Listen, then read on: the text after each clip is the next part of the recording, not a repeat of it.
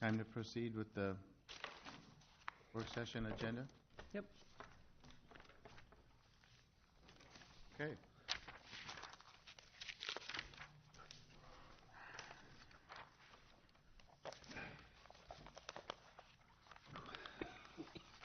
First item that's starred is number 4 under the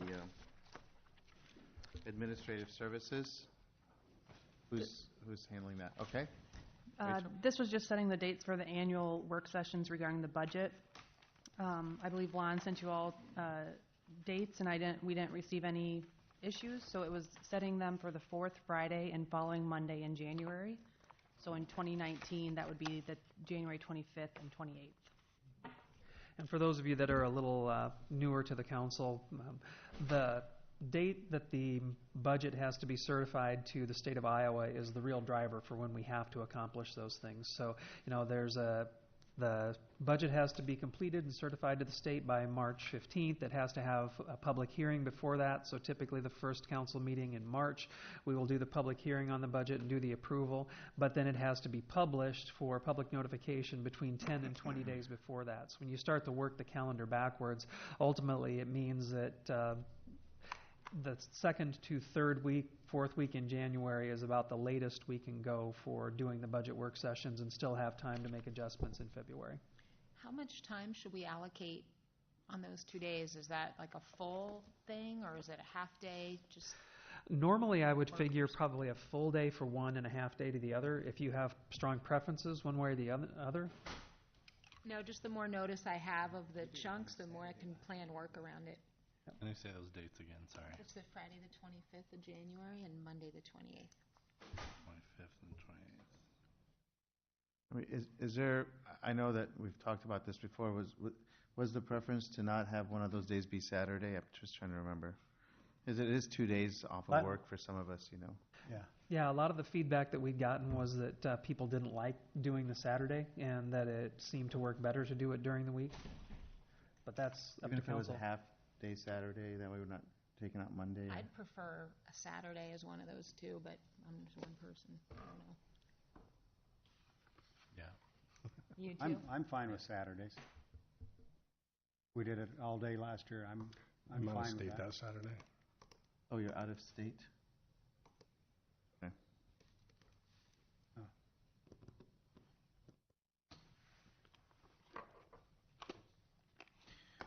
Will you send us calendar invites? Yes. Thank you. Maybe that's why we did that. So am Right I before the hearing Super you'd Bowl, and prefer we'll be Saturdays? talking about the Patriots at that time, just so you know. Or the 4th Friday and Sorry? Saturday? Ooh, you want to wager? Friday and Monday. Well, Councilman Sternad won't be here on that Saturday. So we're good with Friday and Monday. I think we're So happy. Because Randy's this would making be us all. Thanks, Randy. He's here? Do that. Okay. You have one more item? Is that you, Rachel? Yeah. Okay. Oh, so I can talk about this. I've received a number of requests over the last few years of why Marion does not have a standard time for trick-or-treating when people should expect kids to come to their door. Some communities even have a set date that's not necessarily on Halloween night. That it's just a specific date that they set. But so that's where this comes from. So Right, so we currently, when people call, we say to observe porch lights. We don't have set times. So then it was brought forward that we should establish set times. Staff is recommending annually on October 31st. It seems anywhere between 5 and 8 p.m. is consistent with neighboring communities. So we're just looking for input on what times council would like. yeah, and it's a recommendation. It's not like a requirement, right? It's just an advisory It's a thing. guideline. I will say, when you have littles, they're usually out before dark. Sure. So I know when my kids were little, we were done by 5 because you didn't go far. So that would be my only concern if you were to say it starts at 5. Well, there's some people that take the kids out before. Some people turn on the porch light before dark. So. But it's not like the whole city's gonna follow this. Well, It's just a guideline when people call Okay. in. Oh, they did? true, Wow. true. That's good to know. Everybody complies very well with those regulations. Is there a best practices for cities? Like, is this, every city obviously has this Halloween issue. Is there a standard? Do people usually just do what they want to do, or do people have something in place? Do you know? I've seen it, a lot of communities designate an end time for it. I was just sharing with Amanda that it's one of my favorite memories of the first city I was a city manager in, because we used the emergency siren to let people know when to start and when to stop. And it was next to my office. It was like the only time they ever let me touch the emergency siren was to do Halloween. It scares some people doing that, so, yeah. Everybody's standing there waiting for the siren. to Yeah, go off. right. Well, That's good. it's a, like I said, it's a suggestion. You would have the option of just setting an end time if you wanted to. And not a beginning time and an end time. That may be, I don't know, Chief, did you want to weigh in? Sorry. The porch light standard was pretty routine in Kansas City and the suburbs. And, 8 o'clock, that's pretty well into dark and getting close to kids' bedtimes, and people want to start, especially during the week when you got to go to work the next morning. So I would say an end time at 8 o'clock and abide by the porch light.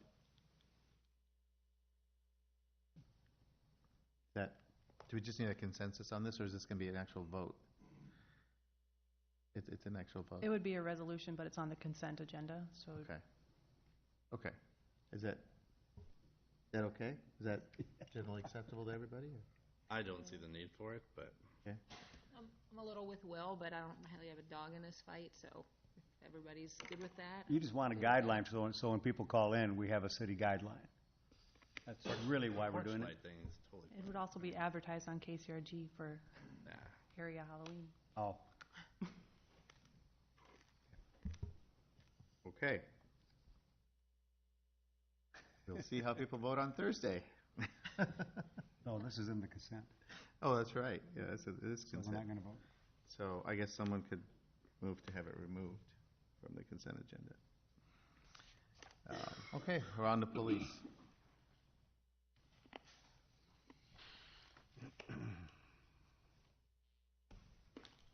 Wow, you pulled that? Thank you. Awesome. Thank you so much.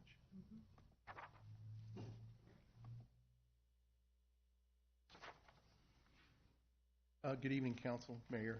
I want to talk a little bit about a recommendation I'm making for a resolution in regards to the governance of the Communications 911 Center here in Marion. Before I begin, Councilman Sternad kind of hit on something that really struck me a few minutes ago when he said, I want my toilets to flush and I want my water to run. You want to turn it on. And I think there's another expectation in this community that when you call 911, that it's called, that call is answered in a professional manner, in an expedient manner, and with the ability that we have as a facility to provide emergency services. And I want to tell y'all, what we're dealing with here in Marion is not unique. Communities across the United States are struggling with the exact same problems that we are. I don't know, did y'all get this article in the USA Today? I'm going to give it to Rachel and maybe ask it, and I think Shalene can possibly send it out. This is probably the best description that I've seen about the problems that we're facing in our communities, and it's very similar to what we're seeing. I'm real brief with my presentation tonight, but the resolution is probably one of the most important that I've ever pushed forward in front of you during my career here. Public safety communications has always been a standalone Marion Police Department responsibility. I'm not going to get into a lot in staffing, but in 1995 we had 5 dispatchers, 6 in 1996, and we're up to 8 here in 2016. You can read that article and make your own correlations about the workload and the things that we're dealing with here, the professionalization of dispatch, triage, 911 intake, emergency medical dispatch services, the things that we need to try to deal with here in Marion. Historically, the Marion Police Department has always engaged a sworn officer that was of the lieutenant rank to manage the union under the title of Support Services Division. No fault and no offense to the individuals that held these roles historically for the city of Marion, but they were trained as police officers and police professionals. They were not trained as communications operators. It was usually the first step in a command structure where you get promoted, you're going to support services, and I'll just be very frank with you, your first goal was to get out of support services, either into patrol or into investigations. And we've never really had a good process providing supervision and on the evening and overnight shifts or any type of quality control. In 2018, January, we conducted a full study with an independent firm out of North Carolina that recommended full consolidation of the PSAPs in Cedar Rapids, Marion, and Lynn County. We established a working group to try to implement consolidation. However, just last month, the working group was dissolved due to political and operational roadblocks. In my opinion, we are not going to have success in the immediate future combining the PSAP services of the Cedar Rapids area and Marion and Lynn County. There's an urgent need to address our public safety and our 911 capacity and management. The PSAP needs structured oversight that considers both police and fire needs.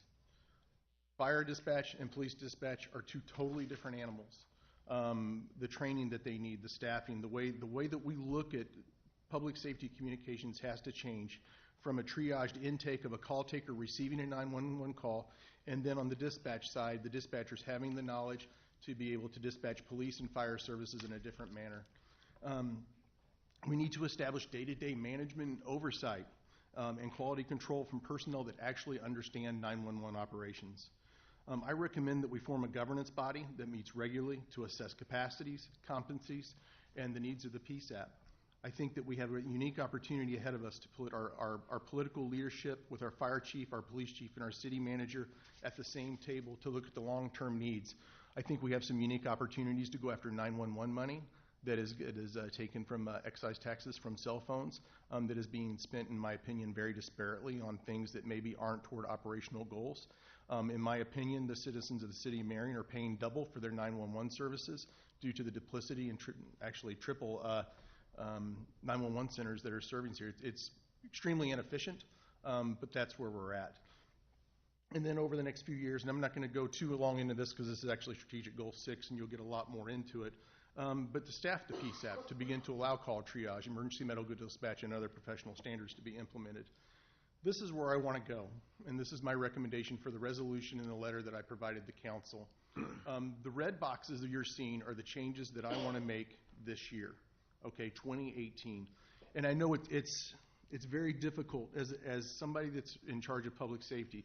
I want to be very respectful to the city staff, the city manager, and the city council to try to stick to a budget cycle. I know it's irritating to come in mid-year, ask for things. I don't want to wait 9 months when it comes to public safety to address the needs that I think are urgent.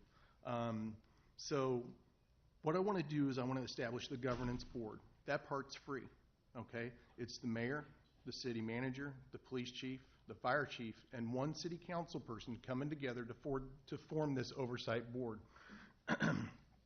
In previous council meetings, you've already approved the position and the job title and the job description of Communications Center Manager. Civil Service approved the list that's actually on the calendar for y'all to approve on Thursday for the second position, which is the second red box down.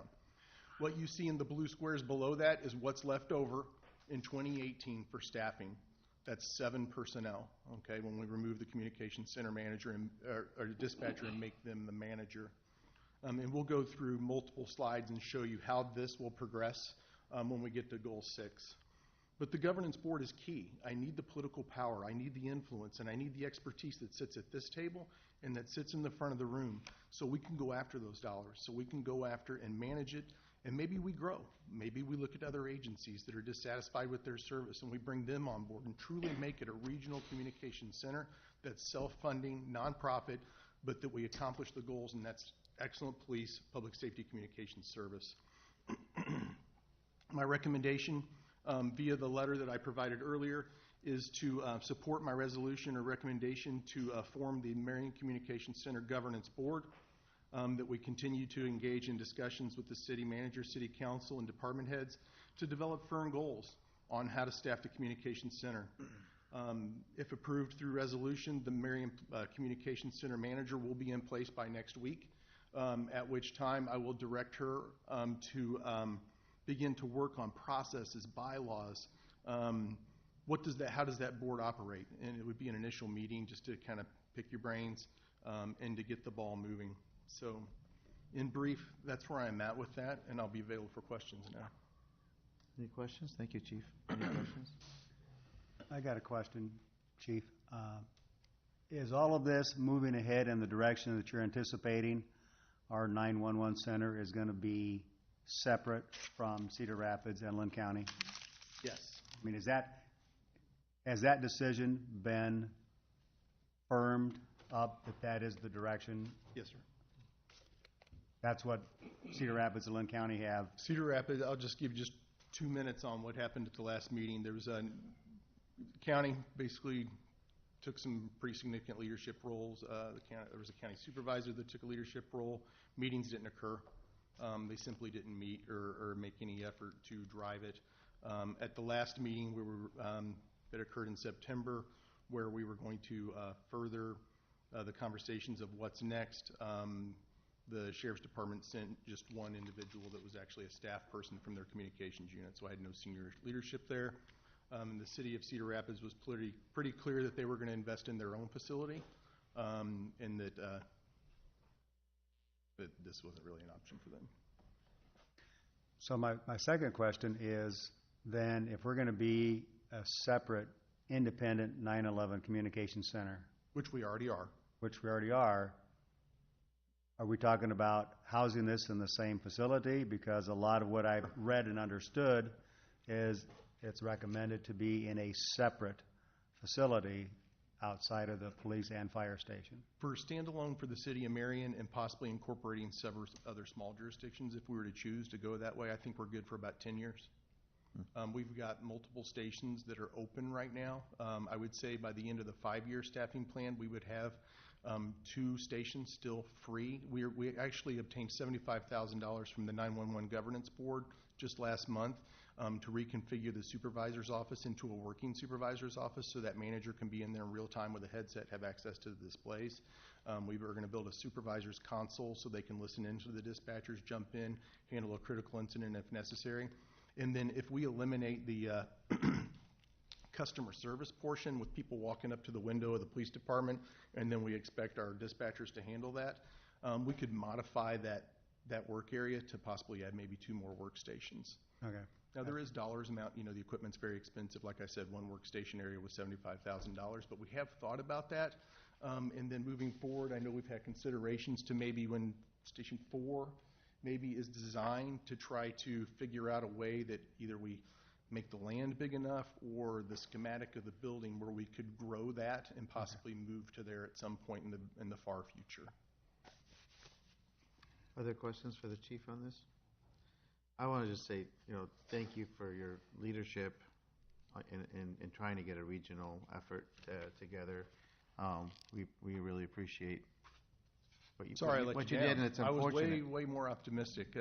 You were. You're just trying to do the right thing, in my opinion. Exactly, and that's your nature, and we recognize that, and it's unfortunate, but it wasn't in your control, so thank you. I got a plan A for our plan A, though. What's that? I said I got a plan A for our plan A, so I won't let you down. Can I just, All right. I Yes, just go want ahead. to add something as being a part of some of these other meetings. Chief's being very nice about the other entities who really wasted a lot of time and money stringing us along. I think it is obvious that some of the other smaller communities would be interested, and we would be a leader in that. And I'm just happy we're not dropping this goal of public safety and what we need and what we need to continue to provide in the best way possible. So thank you for, having a backup plan and pursuing it, because it's critical that we do this. Thank you. Thank you, Chief. Okay.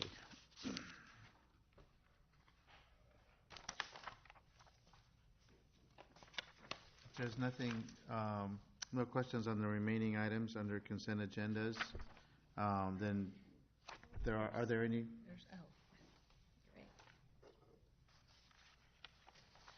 There's a city manager's item there. Okay. So this is a Under resolution. G? Yes. Yep, this is a resolution approving a new grant program through the Civil Rights Commission During the annual operating budget last year, council allocated $10,000 through low to moderate income set-aside dollars in our Winslow Road urban renewal area for a grant program. And so per the requirements of the LMI dollars, the commission is proposing to use those for programs that support those suffering from housing instability or from any of the detriments associated with housing instability. And the CDC states that one of the largest social detriments to health is housing instability. And so they really feel that this would be a good fit with those dollars. Housing is one of the 5 areas protected and covered by the Marion Civil Rights Code, the others being education, employment, credit, and public accommodations. They did develop a grant program. I attached the application to the memo that was included in the packets, and they're not really sure yet what to expect from applications yet, but those award recommendations will be coming back to council in February for final award. So the final approval is council's? Correct, yep. Okay.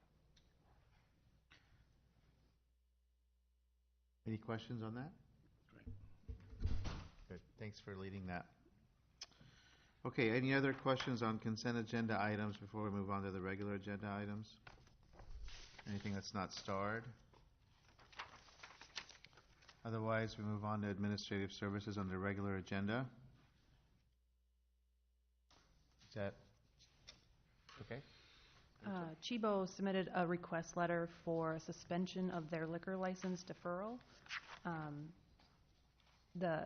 Kara Bullerman stated that they would have 4 months, or they could have up to 4 months suspension. So they are requesting starting that on January 19th. And I'll have Chief McHale give his thoughts. My opinion is my opinion only, but I do represent the police department, so I'll leave it out there. I think consistency and rigidity in these types of violations is the key to fairness and equity across when issuing these violations. I would recommend that we draft language on the letters that designates when you are, say for instance, you have a hearing in front of council that says that, you know, on this date we find that you're in violation, and the council makes that determination, that somewhere between 10 and 14 days after that resolution that it is implemented. Because it's a slippery slope for us. I mean, do we delay for Christmas? Do we delay for 4th of July? Do we delay for Cinco de Mayo? The point of these violations is to ensure public safety and that institutions aren't serving liquor to underage individuals in our community, nothing further. Looking at the letter, regardless of what this letter says, you know, it's not a strategic operation designed to punish organizations in the community, and this is actually the first time that we've had a double violation in this time frame, so it's actually new to us. My recommendation as the Chief of Police is that we set a standard date that upon final determination of the council, that is when that takes effect. It takes any perceived favoritism away and out of the books. It's rock solid. So that's my opinion. What a discussion on this before we have any discussion on, to be consistent with my abstaining from discussion and voting on this at the meeting, I'll turn over the gavel to Mayor Pro Tem. Thank you. Thanks for that, Chief. Does anybody have any questions? What will Kara, what's it going to look like? Because last time I was running it and I was a little caught off guard. So is she going to get to make her formal presentation again, or will the letter she submitted serve as that? She has the option to address you. It's up to you if you want to allow that or not. I have a concern that she will attempt to make it a rehearing. We have had lots of email correspondence between the two of us, and I believe she's included other city staff. I know she's been emailing Rachel. I know she's emailed the police department. One thing that I don't know if it was really clear last time, but the code section involved is 12353B, which is if the employee is convicted, then the mandatory penalties kick in. And so you guys did find that there was a violation, but it really wasn't necessary with the conviction. And so it should not be a rehearing on that issue. but she does have the option to come up and make her case for the deferral. I spoke with the Iowa Alcoholic Beverage Department, and they typically do not defer them unless it's part of a settlement agreement, just for the reasons the chief stated. Then there is an incentive to not go through the whole hearing process. At the state level, if there's a conviction, they typically don't even do a hearing. They just impose the penalty right away.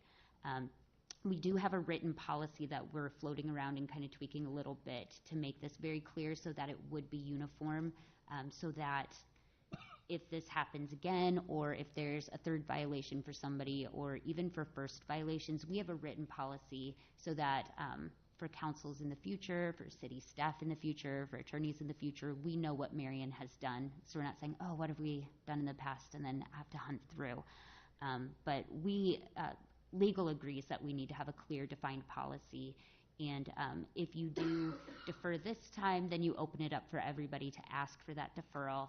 And it's up to you if you want to do that. I know she made a really good case and everything else, but it's up to you if you want to open that door for everyone who has a violation in the future to come in here and ask you to defer, and then what your boundaries are going to be. What's the limitation, like the chief said? Do you defer for Christmas only? Do you defer for Thanksgiving? Do you defer for the Super Bowl?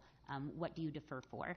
And so it's really up to council to make that decision, but it is the police department's recommendation and legal's recommendation that we go forward at this time. So this will come up, and then when we start, so the discussion, we can allow her to come up if we want to discuss the deferral. Will you present again, or only if we ask you a question? Do you want an opportunity to speak, or what's the protocol for this? If she speaks, then I believe you would want whoever's here from legal to answer. And we are all very familiar with this hearing. It's been discussed. So whoever is here on Thursday would be able to do that. If you would like us to present on it, we can do that as well. It's really up to you what you want. You tell us what you want from us. I mean, y'all help me out here. I would like to give her the opportunity to make her case for the deferral because it's her right to do so. So are you guys okay with that? Doesn't mean we have to agree to it. I'm just saying it's... I personally feel that the offense has been made not once but twice, and the process is the process. That's my opinion. But I'm asking about allowing her to speak, not what you're going to vote. No, I do not agree with that. I agree with the chief and Randy. They did the... I feel for anyone that has a party or something coming up there, but the business broke the law, they suffer the consequences. I think I don't need to hear her again. No. I mean, she made a very incentive plea, 2 weeks ago and did a very good job of that. But again, for what the circumstances were there, we had no option to show leniency. I mean, there's a few of us on this end that probably would have, if we had an option, if it said or instead of and, we probably would have gone for the or, to be quite honest. So, I don't know. I understand what the chief is saying, but I don't know. I'm not sure on this one. Okay, and I'm only asking about the deferral because, again, we've already heard we don't need to hear the it. other thing. Okay. Yeah. Okay, so we'll see this on Thursday. Anything else? Anyone on this? Okay, thanks for all the time you've put into it. I got contacted by a state legislator who was contacted. So she's been doing her homework. She's trying. Okay, thanks. Okay. On engineering? I didn't star items 1, 2, or 3 just because we've talked about those several times, unless you want to go over any of those access fees. I don't see any heads nodding yes, so. Item number 4, we received Renee actually received the request from Karen about adding some speed limit signs as you're going northbound on Lucor. So on the screen you can see there's some signs going southbound, but there are not northbound once you get north of Hunter's Ridge. So item number 5 is the actual TAC report, and there we are recommending adding additional speed limit signs for northbound traffic. Questions on that? I'm sorry, you said you are recommending? We are recommending it. And where, So right now, you can see there's one here for southbound, there's another one here southbound, so Ryan's crews will just go out there based on culverts and entrances and figure out good locations to stick them in there. thank you. Makes sense. Okay. All right, items 6, 7, 8, and 9 are all related. So last time we received and filed the report requesting a series of stop signs and clearing of the brush at the intersection of Williams and Shady Oak Drive. This is a county subdivision that we recently annexed in. And then with West Williams connecting in, we can see a lot of cut-through traffic occurring here. So hopefully with the stop signs, that'll help that. The Parks Department will get out there and take care of the bushes that are in the southwest corner of that. It makes the site visibility an issue if we're going to have cut-through traffic there. So we're recommending both trimming of the trees and installing 3 stop signs. Okay, Councilwoman Gadela has a question. Is the road open yet? I drove back there to look at it after Mike called, but it wasn't open yet. You're just gonna preemptively do the stop signs? It's going to open soon. So Okay. by the time Ryan gets them ordered and installed, it might be open. Okay, thanks. Other questions on that? Okay. Number 10? For number 10, Mr. Newbanks will be here on Thursday to address the council. I've put quite a bit of information in your council packet. Basically, there was a previous request for this from the country club. I put the policy in there that's approved by resolution where basically the city pays for 25% of it, the country club would pay for 75% of it. At the time, they decided not to move forward with that, and I believe Public Service might have went out there in the wintertime when it was frozen and just cleaned it up a little bit. So it's basically, I looked at it and I actually did the design back in 2009. So I didn't remember doing that, but basically he's going to have a request and we just need direction from you guys if you want us to spend staff time on it, if it's something the council's willing to pay for. Again, I don't think that they want to pay for the 75%, but There's already a resolution agreeing to pay 25%, is that what you said? it's a policy that's set. The policy, okay, not specifically on this request, but, Correct. okay. Yep, it's I just like a a prior citywide request for policy. this. It's just a straight policy, okay. Yep. Has there been any other, So that was offered and rejected? From what I understand, I was a project engineer at that time, so I don't know the total. Okay. But not offered with this request recently? It was offered in the past? It was offered in the past, yeah. Okay. At this one, I met with him. I discussed some options of, putting a settlement basin in there, putting some no-mow grass. Some of his complaints was that they have to do a lot of manual weed eating, and that, there's other options that they can do there. So I just need to know if you want to spend staff time on this or how you want to move forward, and so he's going to come and plead his case to you guys. Okay. I don't want to go down the road of doing a full-blown design again and it doesn't go anywhere. Would the design change?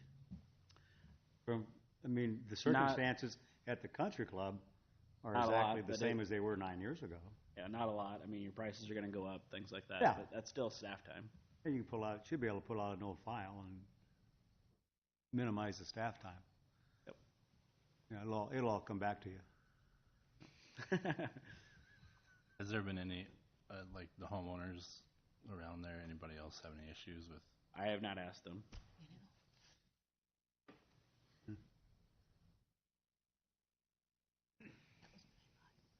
But And for hole 1, they actually still need to have some kind of rough there so that they don't lose their rating on the golf course too. So if you fill that ditch in with a pipe, that's kind of hard to leave that there.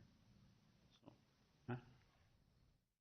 And then the city's policy on it was the maximum of $15,000, right? Yep. Repeat what you said, I'm sorry. You said if you For fill hole the ditch... number 1, there's that water there, so that's a hazard. So all golf courses have a rating based on how many hazards and stuff that they have. If you took that hazard away, and they know that would lower their rating, and they would not be as rated as high of a golf course. Okay. The difficulty level goes down. Yeah, I'm gonna guess that's not gonna bother him. It was part of the discussion. Really? Yep. I think it'd be more for the aesthetics and the water Ratings, issue. ratings very important for a golf course. Well, I understand that, but the people that play there they go there for enjoyment, not, yeah. So I attached a lot of information in the previous council memo from October 1st, '09 that was presented to council. And the resolution, everything is in there, so. Okay, any questions on that? All right, on the next several items, I'll turn it over to Mayor Pro Tem. Okay, number 11. All right, so the airport advisory committee met, and we basically, the main topic of discussion was picking which runway lighting they were going to go with.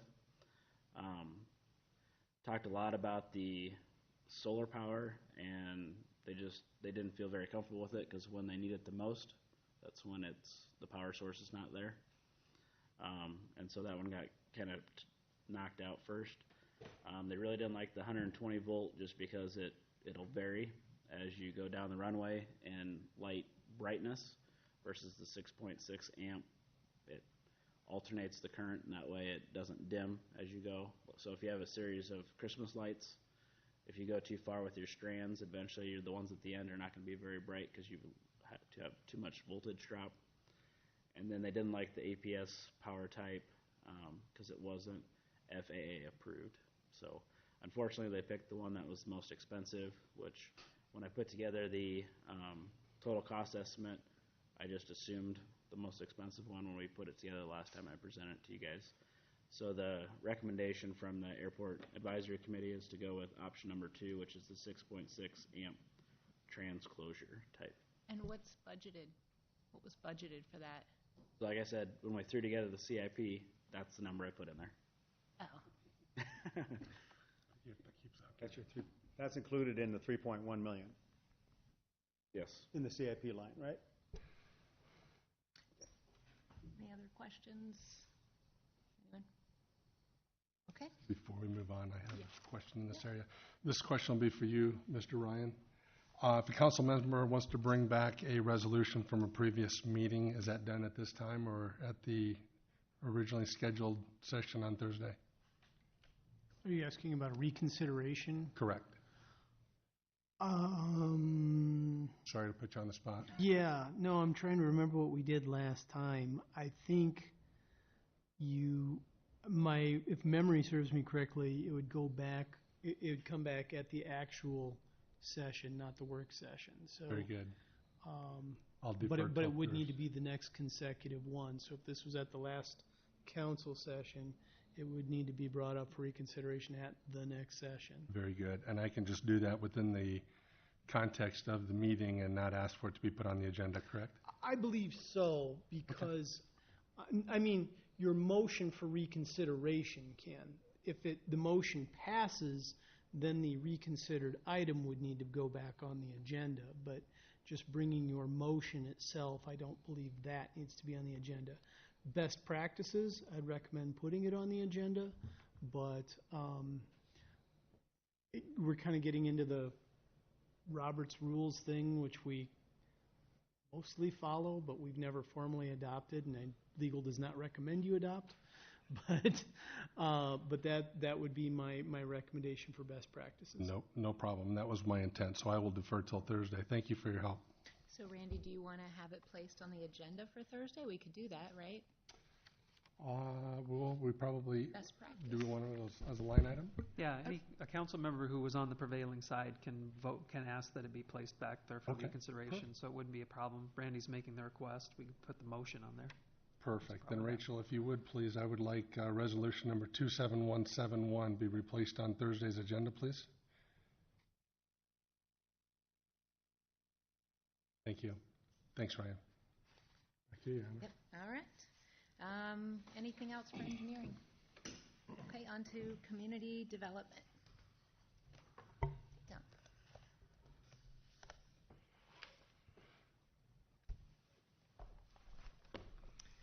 The first two items there that are highlighted for conversation are related to the alley vacation and the public hearings for the alley vacation and sale. I think we've talked about it, unless there's questions.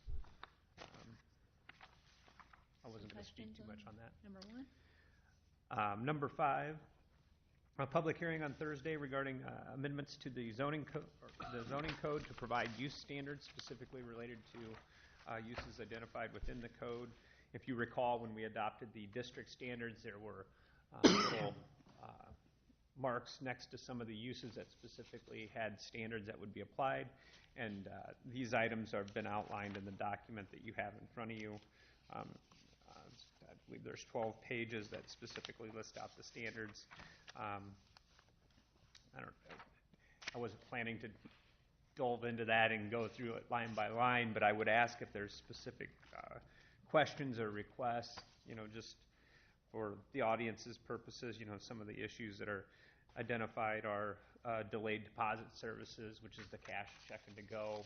We have a separation distance on the books now. This just provides that in this area. We have some provisions with drive-through facilities, making sure there's an exit lane, providing stacking space for those in site plans. If you go through there, we had some standards for gas stations in residential areas and to keep the pumps away from the residential zoning district classifications. So, any specific question? I know it's kind of hard to relate it to a use and then not know the context that it's going to be in, but these come from issues that we see when we are walking through a project. I believe we talk about car washes, and we don't want them to have a landscape barrier, we want a fence because they're noisy if they're adjacent to residential areas. So, any specific standards in there that you had questions? We just need to note that the Mayor Pro Tem turned the gavel back over. So, thank you. Any questions? Any comments or observations on that? None? And you haven't gotten any inquiries about it? No. Okay. No.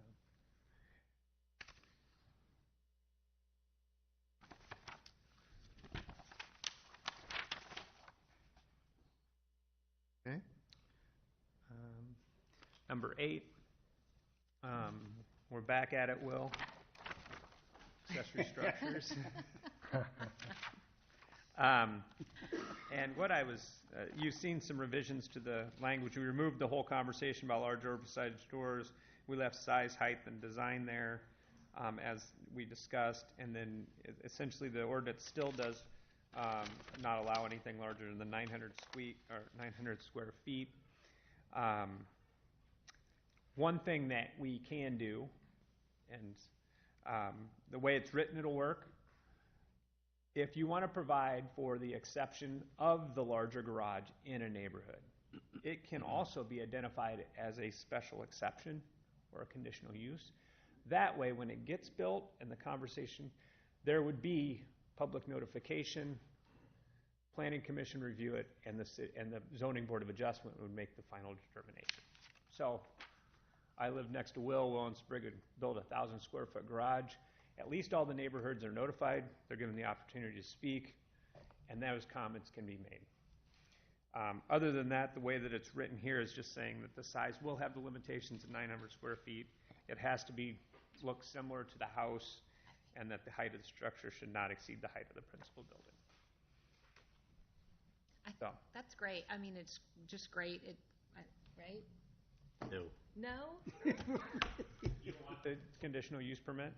I don't want. There's an I don't opportunity. want require size restriction of 900 square feet. Well, Well, it's more of a compromise, right? Rachel, you're on. No, just kidding. I have some pictures of some garages that I took to show you what over 900 square feet can look like. Will did some homework. I Here did. we go. It didn't take me long because there's a lot of garages in town that are over 900 square feet. I went to the assessor's map. I looked at an aerial view of the neighborhoods and looked for a big garage, and boom, there's tons of them. Because people want larger garages. Now, if this passes, it might be good for my business because people are going to move. I'll have more. No, I'm just kidding. Is this a conflict? Oh, because I'm trying You to just save it. conflicted yourself. So I took a few pictures. They're not very good pictures, by the way. They're in my car, so, in my phone. Did you measure the size of each garage? I Make sure it's got in everything excess off of the accessory. 900? I got it off the assessor site. Okay, all right. And I didn't even write down exact. I did ballpark. So, hopefully this works. And I took a picture of one that you're gonna. So I'm okay with all the everything has to match, same height, all that stuff. It's the 900 square feet is where I have an issue.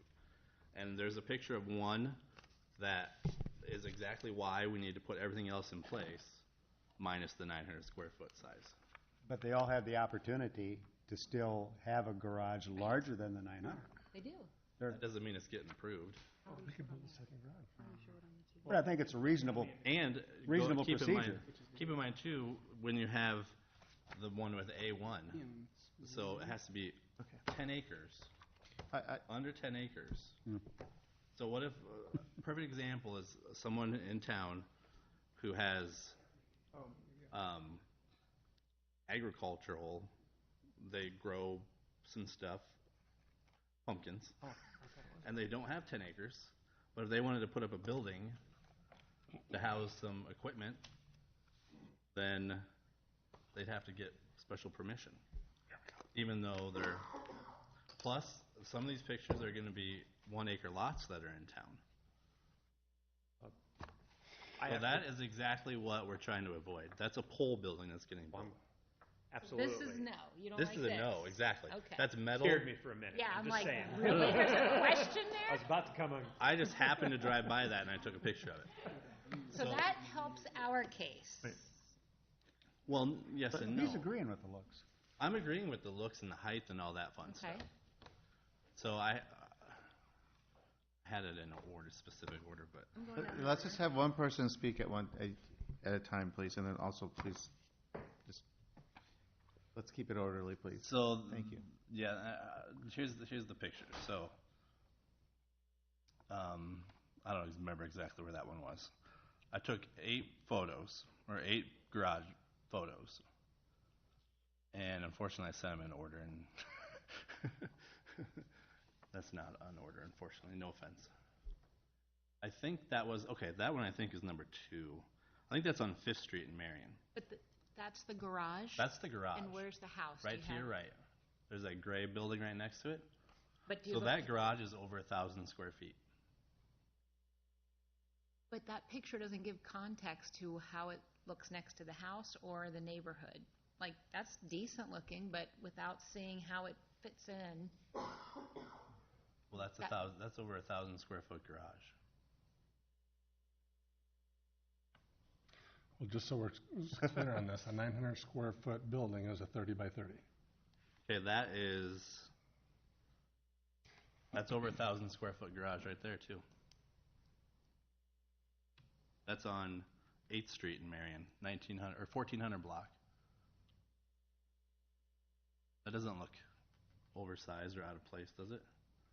From that angle, no, but you can't see it. That is on 2500 block of 24th Avenue. That garage is 1,100 square feet, over 1,100 square feet, on a 70 by 120 square foot lot. It's a deep garage, but it's not out of place looking.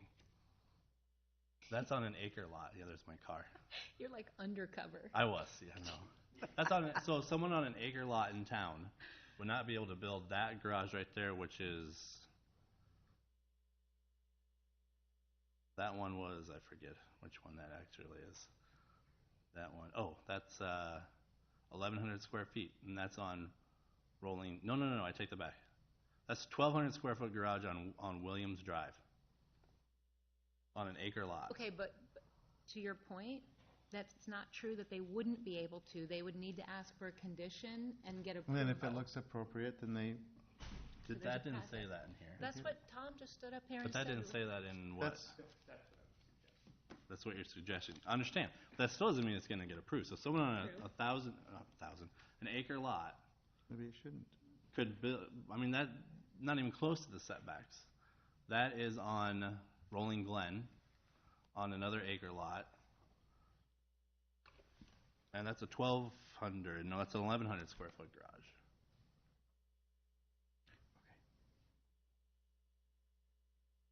So, I mean, none of these are out of place in my mind. But they would be limited, and they would have to go through, if that's changed, they would have to go through the process to get approval. That one's also on Rolling Glen. Another acre lot. I mean, the acre lots are the big ones. And then I showed you some, I mean, granted, I spent a half an hour on this today, is all I had to do this. Just quickly driving around and snapping a couple pictures, but I think we got it. that's also on Rolling Glen, an acre lot. But, sorry, just to go back to the one pole building, that's exactly what I'm against, but I'm not against someone building a garage that's over 900 square feet and not having to get special permission to do it. I mean, as long as they're doing it within the setbacks, and if it looks like the house and is built like the house and it doesn't go higher than the house, I think we should be okay with it. But two things to consider. More than half your pictures were on Rolling Glen, and those are 1+ acres with a lot of canopy and mature trees. Do you know what I mean? Like, that's the kind of stuff that you can look at on an individual case basis for the process that Tom's suggesting, that the neighbors get noticed. Because what if it's on a 1/4 acre lot where we have lots of new development coming up? That's going to matter. That's a lot different. You know, you get one little 3-inch cowper tree in the front and you have a 1/4 acre, and then we just are going to point blank or carte blanche let people build whatever they want because it fits in the setbacks. So there's one on 5th Street, sorry. Let's take turns. I will get to this at the end here. We're gonna have to have a little more process here, but anybody else have a comment on this? Comment? Okay, go ahead. That kind of goes back to what I'm saying, is that before he said anything, there was no other, I mean, it was cut and dry. That's why I went to acre lots and said, look, you're going to limit anyone on an acre lot from building a garage that 1,000 square foot, and they don't look bad. They're not out of place. Yes, now if you put that in there, there is a way for them to do it. But that doesn't mean that it gets approved. And if I'm on an acre lot and I don't get approved for putting a 1,000 square foot garage that's going to match my house, I mean, that's silly in my mind. And like you said, that one, there was 1,100 square foot garage on 24th Avenue on a 70 by 120 square foot lot. Granted, they don't have a huge backyard anymore because they built a garage, but it was within the setbacks, and it didn't look out of place. The pole building looks out of place. That's why I'm against the limiting. Go ahead. So what I'm trying to get to is where we can have some, I guess, some teeth in our ordinance to prevent the pole building and allow for some review. All of the lots that were discussed appear to be in Williams Drive and Rolling Glen, which are half of them. Yeah, are primarily those are county properties that were brought into the city, and I understand where you're coming from on a large lot like that. To that same end, though, that's getting back to the conversation where this all started. It was a large lot in the city. It just happened to be zoned ag, but that could have happened, as we recall, on a residentially zoned property. So that's where I understand what you're saying, but I think that there was a review process for larger structures that would help the process. If there's a desire to increase the size in the R1 district, which has the larger lots, that's an option. I'm just trying to get away from the buildings and structures that are overbuilt for the property that we've all seen in the community. So that's kind of where I went with. That's why I went with the conditional use would provide the ability for somebody to do that on their property. They just have to go to the Planning Commission and the Zoning Board of Adjustment. Okay. Yes, sir. So I could see if you have that in there, where in most of these acre lots are probably going to get approved. But when you get down to it, I mean, I went on 8th Street, 7th Street, and 5th Street, just north of Central, and well, right around Central, and found 3 garages quickly that were 1,960 square feet. And in my opinion, none of them, I don't remember exactly which ones are up there, but none of them looked out of place. And none of them were on large lots. I mean, those are standard city lots in older neighborhoods. Those are the ones where where you could be worried that you're not going to get approved. It's in the older neighborhoods that are not on an acre lot. And that's where my concern comes in, is the rights of those homeowners to build a garage. Again, I'm okay with all the other stuff. The setbacks, everything. I mean, it has to fit within the scope of the property too.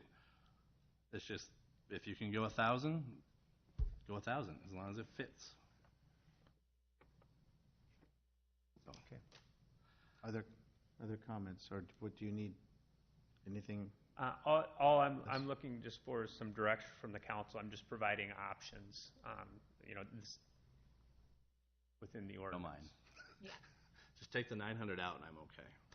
Leave the 900 in, I'm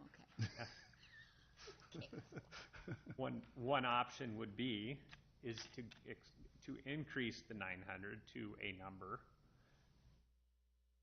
and then provide for the conditional use over that number.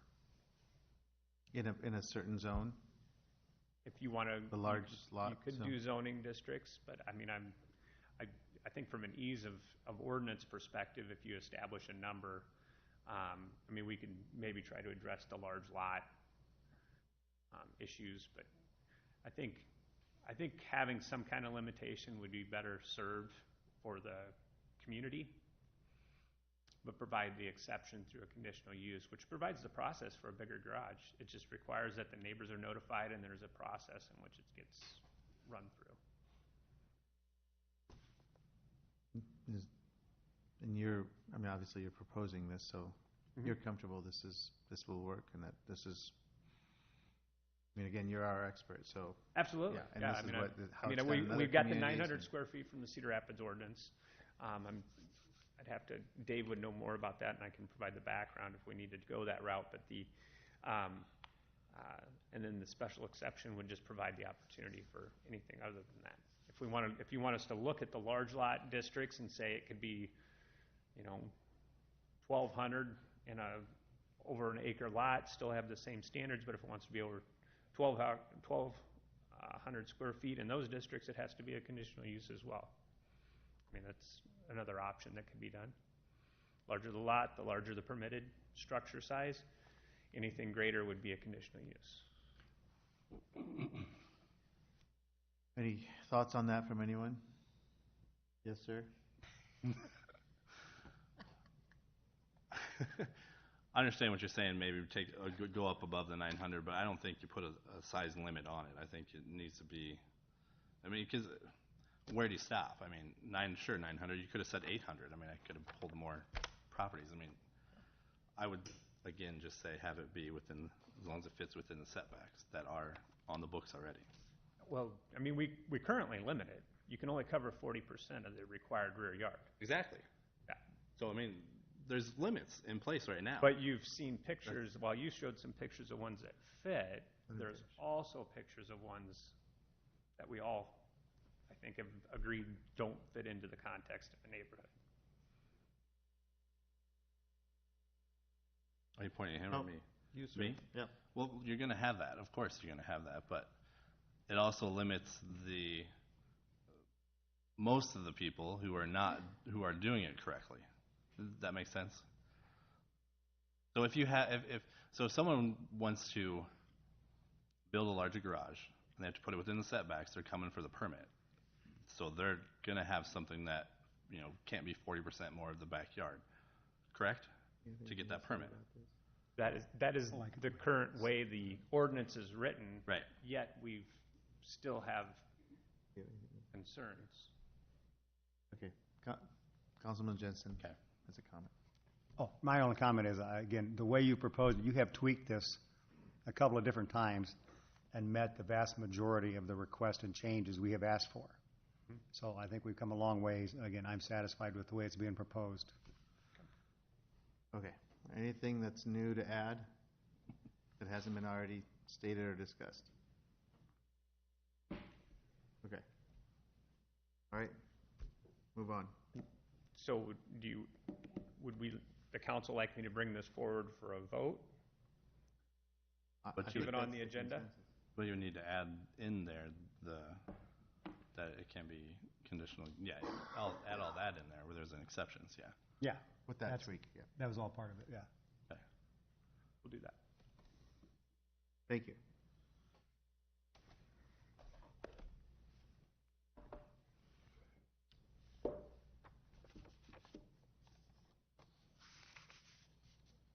I'll do better pictures for you.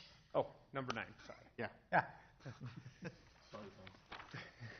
And number 9 is just, we did a little bit of a detailed report on the request to do a 12-month moratorium on the expansion and creation of self-storage facilities, including without limitation the city's acceptance and processing approval of land use and building permits within the C3 and the C4 and the I-1 district for new storage facilities.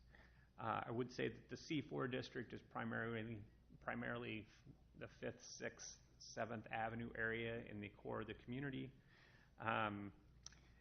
We did take a look at the zoning map, and while the I-1 is the light gray and you can kind of see it,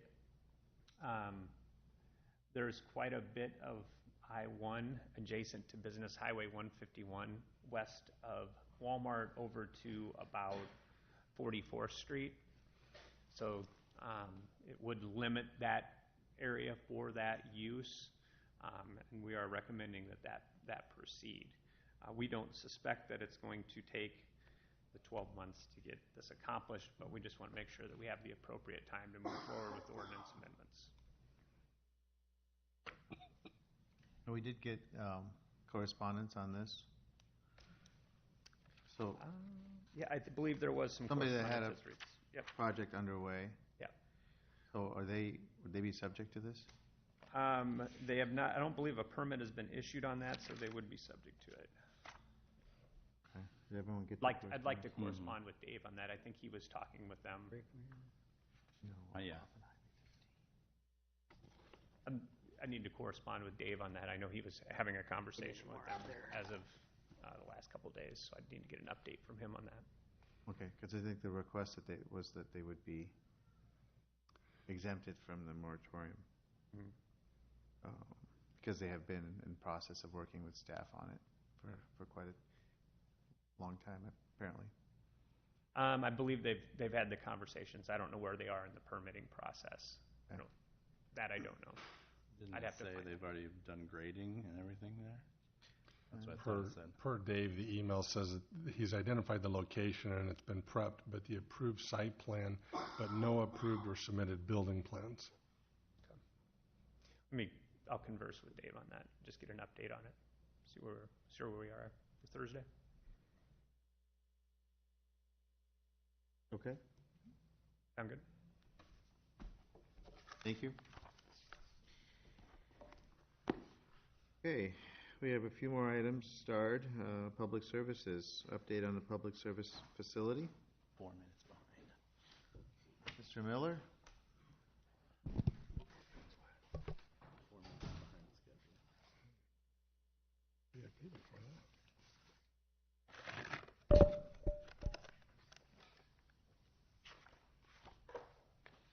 that going to work? There it goes. Thank you, Your Honor. This is an update on our fabric structure out at Public Service. As you recall, we briefed the council about the structural issues with the fabric tent. Back in June, we started experiencing some significant deterioration with the fabric. Mainly on, you see where all the blue parts are, the darker color fabric absorbs more UV light, we believe, and therefore we're seeing a lot of failures with the fabric there. Back in July, we contracted out to put some lattice structure there. This was with a fabric building consultant. They came in, they agreed that the fabric was at a point of failure. Usually you get about 15 years of life from the fabric, and we're right there. And so they went ahead and put this lattice bracing up, if you can see here, at all the point of failures that we were experiencing. The concerns that we're having is that the fabric not only is deteriorating, but but this is also a tension structure. And I'll show you a picture of how this works. The fabric is tensioned down with a strap and kind of a device to keep tension on that fabric. As the council recalls, we have some major structural concerns with the rest of the building. So when the consultant came in, they said we need to do everything we can to patch what we have without loosening that tension strap. The concern is if we loosen that up, it's like pulling the string on a sweater. We don't know what will happen yet. And so basically what we're letting the council know, this is it. This is probably the last year we're going to get out of it. And there's some concerns with snow loading over the winter, is that no matter what we do from this point on with the facility for public service, this is probably at the point of end of its life cycle. And so before we have any type of major collapse this winter, we are informing the council that there are concerns out here and that we are doing everything we can to address those concerns. We do have another consultant coming in about 2 weeks. They're going to look at covering the entire points of failure with another piece of canvas if we can, to see if that will minimize any other impacts that we will realize through this winter. In addition to that, we're also getting fire department helped us out quite a bit. We have to go up to the peak in the valleys of the building. We're experiencing points of failures up there. By no means are we concerned about rain getting in at this point. We're just concerned about keeping the structure maintained in order to shelter the equipment that we have in there. So that was the entire point of me presenting that to you. So, any questions? Is it at all a dangerous situation for people? The facility serves as equipment storage. Okay, and so that's how we've been approaching this. We don't feel like there is a danger or harm to any employees right now. Okay. That could change. We don't think it will, but what we're trying to say, or what I'm trying to say is, this is probably it. It's at the end of the life cycle. And so I know we have some projects on the horizon. We're not trying to politic those. We're not trying to, but we're saying here's some decisions are going to have to be made very soon. Our goal is to get the fleet secured by next winter. We just have to take that into consideration at this point. Okay, questions? Yes, I have one, Ryan. What is our, providing we go through with the new facility, obviously we're looking at a bridge of time that needs to be covered here, but what if this were to fail or be putting us in a position where it cannot be repaired? What is our, will all this equipment be forced to be moved outside? Will the rest of this canvas be forced to be shredded off the top to, I mean, at some point we just can't, the Band-Aids will no longer stick. So what do we do? Are you talking a point of failure over the winter season, or are you talking a point of failure over the summer season? Yes, over the winter. Yes. I think that's what we're all wondering. Okay, and so our concern is that most of the equipment in here runs off of diesel trucks, right? And so if that gets cold, that gels up and things like that. We are looking at utilizing other points of facilities, basically storing our other equipment outside if it does fail, and coming up with the game plan, and basically ignoring any type of storage rules that we had before, just trying to get our diesel equipment in outside of the elements. I've also contacted a couple of the neighbors that we have here. If that were to be the case, we do have some fail-safes in place. We do have some neighbors that are willing to help us out. And so our goal is just to get the diesel trucks inside. If this were to fail next spring or summer, we're not so concerned about that. Most of the equipment can sit outside. But our major point of concern is making sure that fleet's inside over the cold season. So if that answers your question. I think so. And I think PD has some extra room, don't they, in their basement garage? Oh, yeah, very small. Yeah. Thanks, Ryan. Yep. So. Yep. Anything else? That's it. Other questions for Mr. Miller on this? Okay. All right, thank you. Thank you, sir. Next, we have a presentation on strategic plan for the police department. Ms. Shalene Gray, Administrative Manager. So thank you, everybody. Mayor and council and city staff. This is presentation 4, and I just want to put it in perspective. This is really the 5 years of the future of our police department, one of our biggest investments of the community. I'm trying to break it down into a total of about 3 hours to really give you a picture, that way you understand where I'm going into in budget cycle processes and all that. That way I don't hit you with it all at once. But thank you again for your patience in allowing us to do these presentations. I want to introduce Shalene Gray. There's the chief of police of a police department, and then there's the chief of police of a police department. I tell Shalene every day when I leave to be careful when you drive home, because she is one of those people that are so invaluable to us and really, really make the operation flow every day. Without her, we would be lost. I'm proud to have her on my executive staff, and she's going to do our presentation on Strategic Plan 4. So, and she's got some friends she's going to introduce too. They might be familiar to you. Let me get to our presentation. Thank you, This Chief. mouse does not seem to be working. Is that why? There we go. Oh, okay. Oh, there's those pictures. That was on Shady So I concur with Lieutenant Knott from the last work session. I have no experience public speaking, so this is not my comfort zone. So You do better than he did, don't worry. We got a lot of pictures open here. Okay. Be careful going home tonight. All right.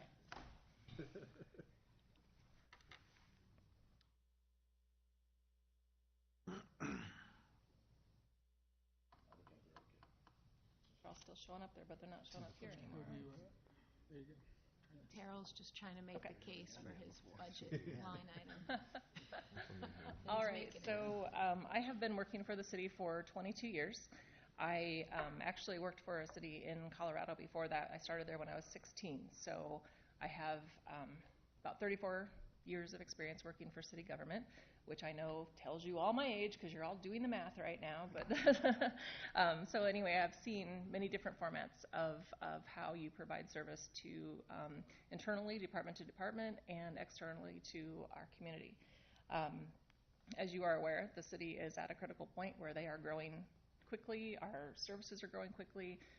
A day doesn't go by when city staff doesn't hear something about we need this, we need that, we don't have room for that anymore, we don't need this anymore. I mean, things are just changing constantly, and I think that's normal, part of growth. There's always growing pains in everything that you do. So we're just at that point right now where you're constantly having to hear us talk about those things. So no matter what size of city that you have or what type of organizational structure that you have, you're always going to be able to work through issues, I think, with excellent communication skills, and that's the best way to maneuver through those.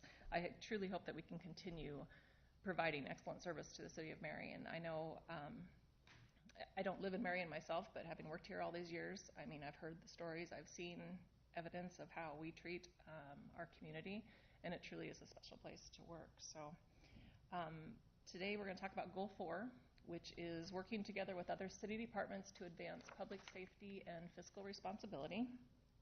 So strategy 1 is a simple connection, just having a police liaison that can work with the Planning and Zoning Commission.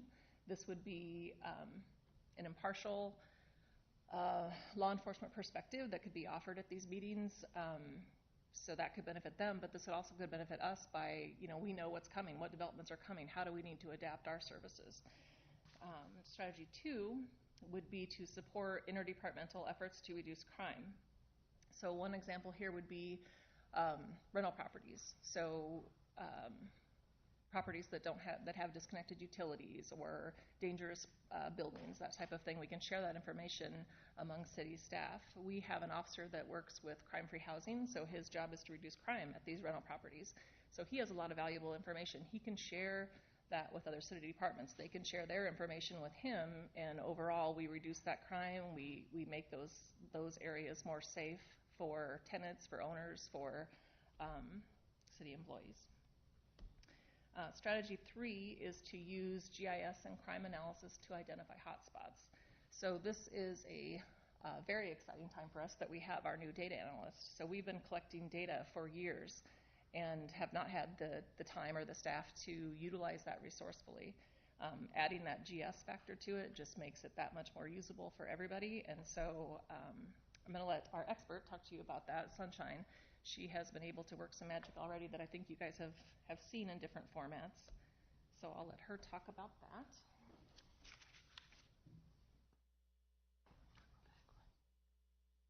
So as Shalene mentioned, the PD maintains a large amount of data, which has been very powerful for PD's planning, its visioning, and response. So part of our plan is to correlate these disparate and siloed systems for more meaningful analysis across the city.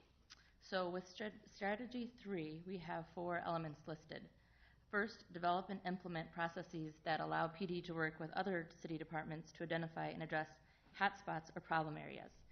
So first, in February, our city entered an enterprise license agreement with Esri, our GIS platform provider. So if we desire to advance public safety and fiscal responsibility, we should maximize our return on our investment in this license agreement. Powerful tools exist not only spatially, but in the tabular data analysis as well. One of our ideas for initial implement for processes would be to conduct an interdepartmental inventory of our geospatial data assets, collaborating to identify data owners, relevancy, as well as data gaps. These geospatial data assets can serve as building blocks for analysis and provide a common operating picture.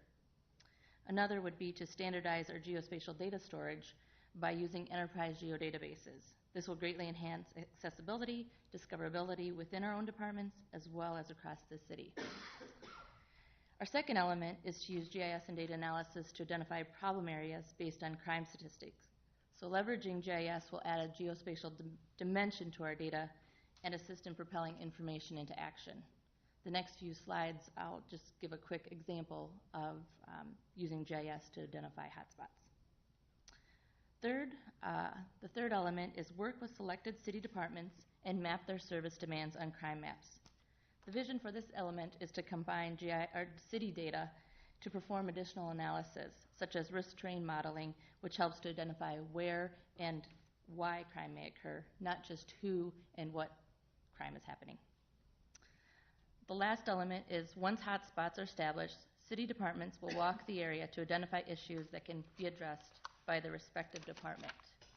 So problem areas are likely to affect resource allocations across different departments. Addressing issues collectively allows for effective and efficient use of resources. So I'm going to go through a couple slides. I have 2 slides that focus on reportable traffic accidents. So this is a really simple map that identifies hotspots for reportable traffic accidents from 2017 to present. So at a brief examination, you'll see that there's a concentration along 7th Avenue corridor and perhaps a little bit along 10th Street. Probably not anything new within our city. This initial analysis gives us context for additional questions, such as does the time of day matter? How would this change if we focused on accident severity? GIS is really not about the maps. GIS is as powerful as its data, and behind this map is robust accident data that we've collected and can utilize to answer these questions. This next slide is the same data. So it's again reportable traffic accident. It's about in the same time frame and it's from the same data source. Patrol had asked, what are the top intersections for reportable accidents? So you can see along the 7th Avenue corridor has a large representation, but it differs from the first map and it shows intersections. And it was just the way this was how I analyzed the data. So again, this map is the starting point because additional questions should arise, such as, again, time of day, what are the control mechanisms at each location, or is the number of accidents acceptable for the volume of traffic that is going through this corridor? So these would be really good communication tools between PD and other departments. Finally, another example of incorporating crime analysis and GIS to help identify hotspots is to bring some of the information that we are storing so that it can lead to action. So numerous analysis products should be leveraged to assist in the decision-making process. So this one, you can filter by shift, day, beat, month, in order to look at some of the typical crimes occurring in our area. Strategy 4. Thank you. Okay, so strategy 4 is to support city department growth and continue centralizing processes while improving efficiency in management, maintenance, and procurement. So this is really the crux of our plan. We want to support other city department growth. We want to support our department growth, and all of this just to improve efficiency in maintenance and management. Centralization of services is not as simple as it sounds. It can take years to acquire the right amount of personnel, the right personnel to effectively work together to and constantly be getting input from all the parties involved and just keep everything running smoothly. And so, of course, there's a lot of services that can't be centralized as well. Every department is different. They're not apples to apples.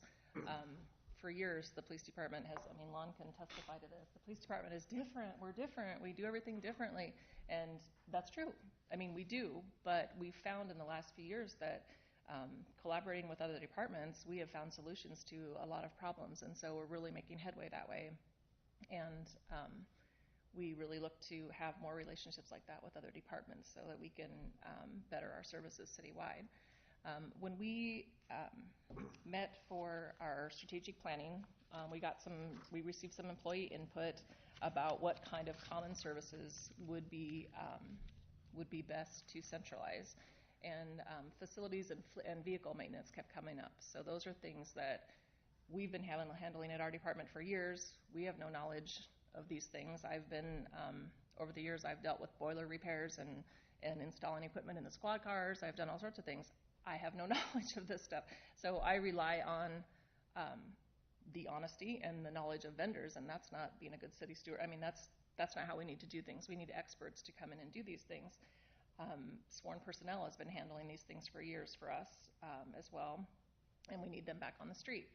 Public Service Department really stepped up a couple years ago, and they started doing a lot of maintenance for us and oil changes and different things for the squad cars, and that has been a huge asset too. But again, we need to remove those sworn personnel from managing these things and bring the experts in. So I'm sure other departments can benefit from that as well. If we had a vehicle fleet manager or if we had a facilities maintenance department, we are so fortunate in Marion. We have the best of everything. We have great buildings. We have great equipment. We really need to take care of that and do our best to be good stewards of what we've been given. So those are some issues that we looked at that could be centralized. We also would support adding personnel to human resources. There's such a wide range of responsibilities in HR, and the legal ramifications alone are pretty scary. So for one person to handle all those, we really support adding more administrative tasks or administrative people to assist with those HR responsibilities. Chief McHale talked earlier about our communication operators and the plan for that. We also would like to collaborate with parks to establish a mechanism for funding additional law enforcement resources.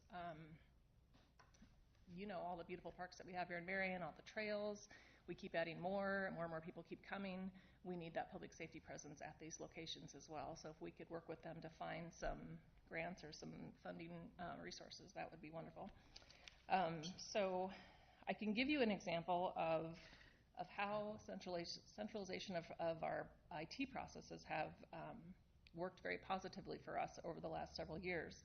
These are just basic graphs showing, basically this is just the IT time I spend every day and for years on overtime and during my work day. So you can see that, I think everybody's technology needs have quadrupled in the last 20 years, obviously.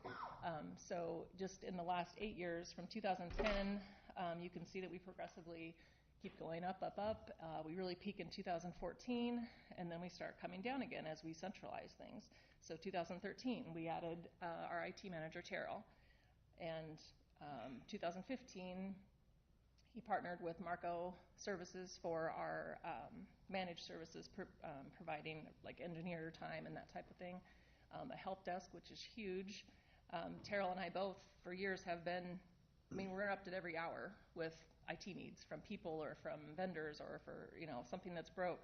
And so by having that help desk, we really enabled them to, if 10 people are calling, they can handle 8 of those, and then they just call us about the other 2, and we help them out with that. And I mean, it's just much easier for us. So you can see how these services have, peaked and then gone down. So centralizing has really, it's a long, like I said, it's a slow process. Getting the right people in there is important. And in 2017, we added an IT engineer on staff. That's been huge. This year, coming up soon, we're going to replace the support analysts, so that will really help out. Next, in January of 2019, we're going to add the system administrator. So it is really coming to fruition here. I mean, we've been working on this for years, and it's really been a positive experience for us. So, I will let Carol talk about this. Without him, we would really be lost, I think. He has done so much for not only our department, but for every department. So from an IT perspective, the PD technology environment is a separate entity from the city. Separation is needed to meet the FBI's mandated security measures for law enforcement, which requires a physical separation to protect criminal and justice information. Yet collaboration with other departments while operating separate technology systems has to happen to operate effectively as one organization. So IT has to fully understand both environments in order to support the separate technology. This can be a challenge because both environments coexist under the same city policies, but with different general practices. So to date, the Information Technology Division, established just over 5 years ago when I was hired, has been a part-time participant in the information technology efforts at the police department. We've been gradually sharing the responsibility. It's been heavily placed mostly on Shalene over the last several years. And you can see from the data that it's made an impact. It's helped out quite a bit. So I appreciate her comments. So in January 2019, as she mentioned, we're going to hire an additional staff member, and the intentions of this is to shift all operational IT support responsibilities from Shalene from the police department over to the IT division, but also to support the police department's strategic plan initiatives, and the IT division is going to have to be asked to do a lot more than just operational support. So we will be transitioning to be part of the vision and part of the planning process going forward, and that's just another layer we're going to have to add on. So this just means establishing full-time engagement for technology support.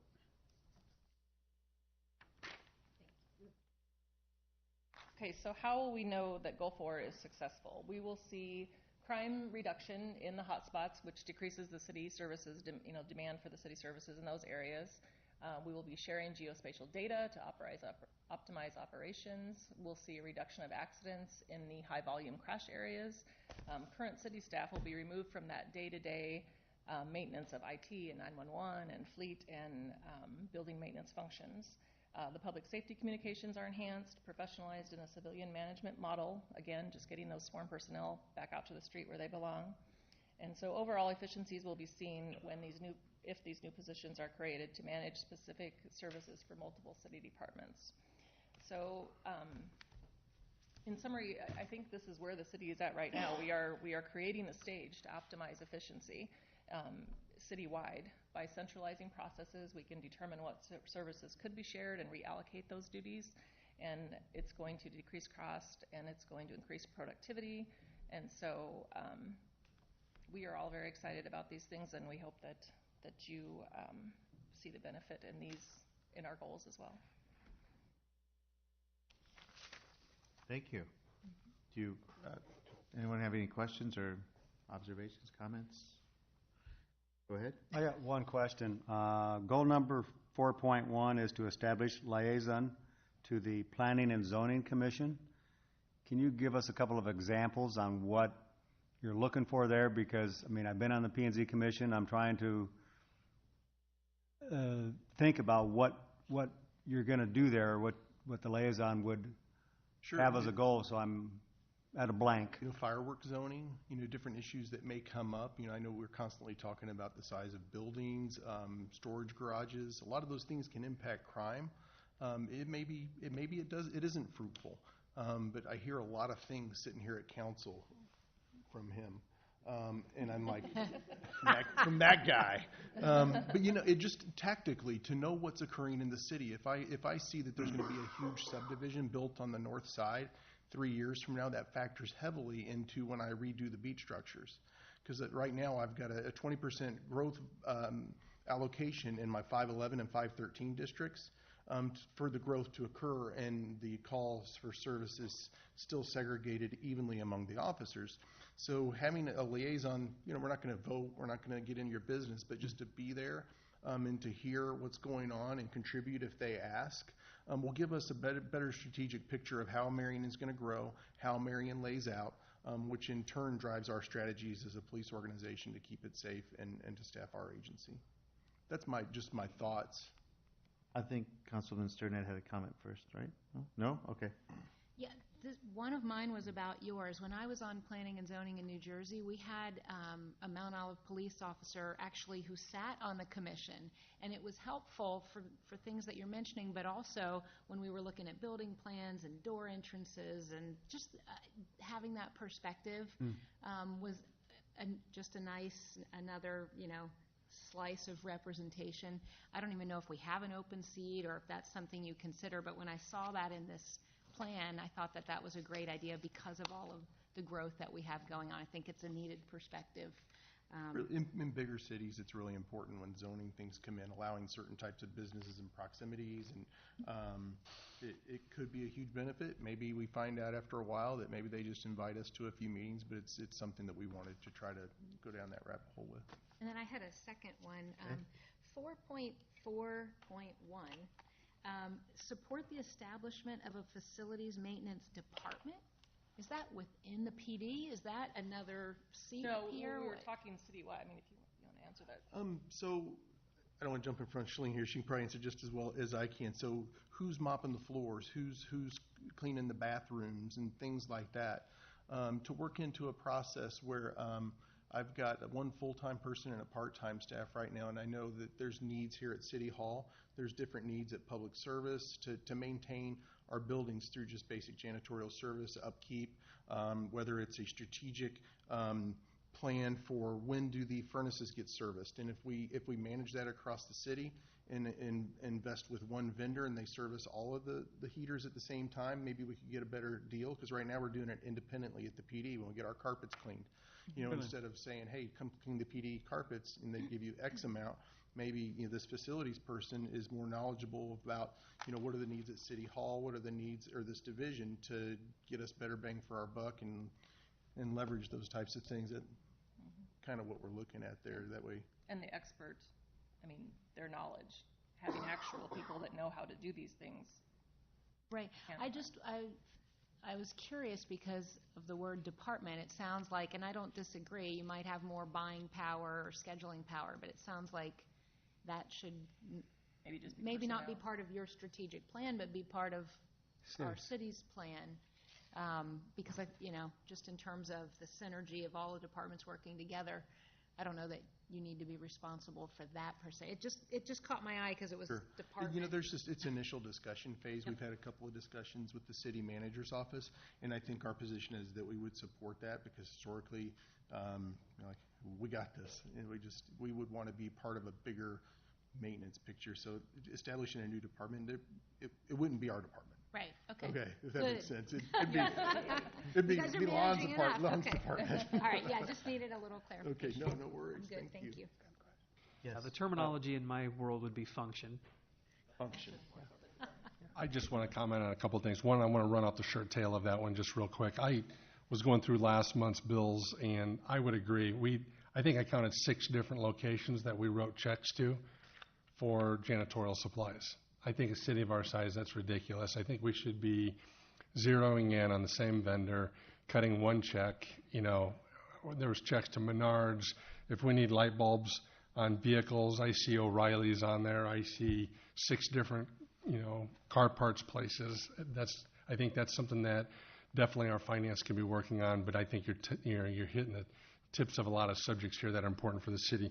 Same thing is I can sense a huge change in the synergy of your department, your people, by going through this process. So again, I just want to congratulate you on this. I think going through these steps outlines, holds people accountable for those and where your actions are at this point, because you're building an incredible pyramid, and to have one of those, you got to have a very sound foundation. And so again, kudos to you and everybody that plays a role in this. I see people coming up and giving their little snippet. When we talk about departments, every one of these departments should be participating in some of these meetings as far as how buildings are going up, where they're going, what their proximities are, what's the fire department's response to them, what's the police department's response to them. Do we have darkened alleys? Do we have areas that are unsafe or insecure? These are all components to helping us work together and putting that model together. So again, just kudos to you. I think this is great, very encouraging. Thank you. Yes? Okay. Any other comments, questions? Thank you to all of you. Thank you to my staff, too. I got amazing personnel. They're the ones that do everything, so I just sit over here and cough. Appreciate it. Okay, if there's nothing else on the to be discussed, one more item? Oh, we do have Tower Terrace. Sorry, yes. We're 4 minutes ahead of schedule. We are ahead of Look at schedule. this. Yeah, that's a pretty darn accurate schedule. Everybody's leaving. Who's doing? Well, I'm doing it. I figured Mike was. Mike's got his bag of halls. He's good. Yep. So I'm just going to read the 153 pages. Yeah. So give us the executive version, please. Yep. All right, so to start off, we had a project advisory group. 2 people to highlight there, myself and Kesha were both on that. So we had staff on this. We had representatives from the other jurisdictions as well, the DOT, et cetera. So we actually came up with a vision statement and a goals, and this is all in your packet, so I'm not going to read all that stuff to you. So these are the main high-level changes. So the original plan was a multimodal corridor not included in the original plan. The new one is talking about multimodal. So when we're talking about that, we're talking about pedestrians, bikes, how do we incorporate all that into the street network. On-street bike lanes at full build-out.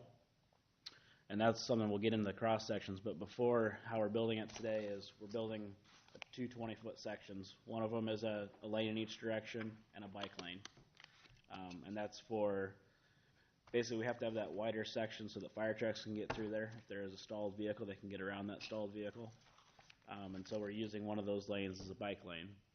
In the future build out, what was going to happen is that bike lane was going to get shoved out. There's going to be 2 lanes in each direction and a bike lane. With the new cross-section, we're looking at actually doing away with the on-street bike lane and just doing 10-foot wide side paths on both sides instead. We figured if you were comfortable enough riding with 2 lanes of traffic at 35 miles an hour, you didn't need your own lane. Otherwise, you could go up and use the 10-foot wide side path. They went from 10-foot wide trail on the north side and 6-foot wide on the south side. In Marion, we've been building 8 and 8 because we didn't want to give a priority to one side versus the other and then have everyone crossing Tower Terrace all the time. So everything that we have built so far is 8 foot on each side. They're now proposing 10 foot on each side, and there's actually more green space in that because we're taking the bike lanes out in the full build out. And I'll show you that to you. Originally, it was 12-foot wide travel lanes. We've gone down to 11 foot. That's part of the road diet, narrowing it down, lowering the speed. There's still a curb and gutter section in there, so it's not exactly 11 foot. Prior, it went from 380 to 13. Now it actually goes west of 380, includes Edgewood Road as part of the master plan.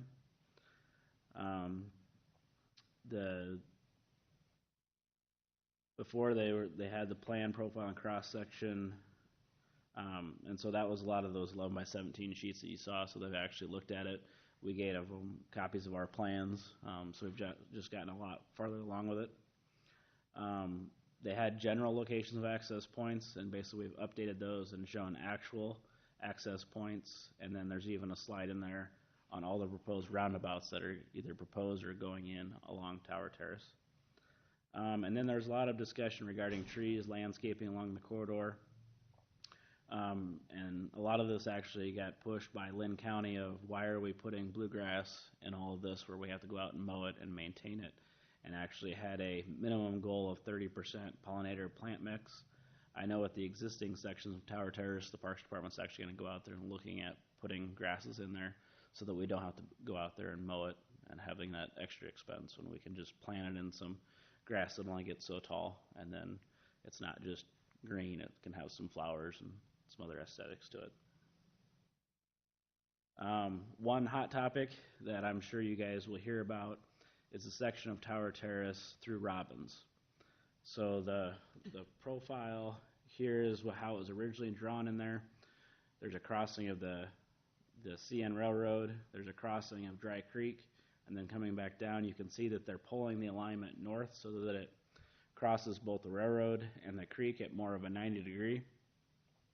This is obviously a concern for the city of Robbins because this is a big expense to have to build two bridges all on their own when this is mainly floodplain, and so they don't see a lot of benefit of building this section of Tower Terrace. So what they did is they actually looked at another alternative, which is the red dash line. And with that, then it's on the boundary between Cedar Rapids and Robbins. And so Cedar Rapids would pay for half and Robbins would pay for half. Good move. So they looked at it two ways. First thing they did was looking at the at-grade crossing versus a bridge crossing. Unfortunately, the railroads are not willing to work with us. They said, sure, you can have an at-grade crossing if you remove two existing crossings. So that would mean Lynn County or Cedar Rapids would have to give up two crossings in order to add an at-grade crossing here. They have actually looked at the delay time that would cause for vehicles and the cost for building the bridge, and that's in the memo again, and it was actually cheaper to build the bridge than the overall delay time of someone sitting there waiting for the train, that gas, and that time of sitting there. Then they also looked at, you have this existing subdivision here, and so if you were to shift that profile back closer to that subdivision, you were actually going to have, it was like a 6 or 8 foot tall wall in their backyards. And so that really changes the dynamic of that subdivision. So it was, I don't remember the numbers exactly, they're in that big document, but I believe there was $1 million difference between one or the other. It was, if you went with the red dash line, it was going to save Robbins money, but overall it was cheaper, like $1 million, to do it all on Robbins property, which makes it harder for them because, again, if they have to bond to get two bridges in, like the discussion we're having earlier, it's hard for them to come up with that amount of money. Mm-hmm. And so don't be surprised if at a later date they actually come to us and ask, will you guys help us out with this?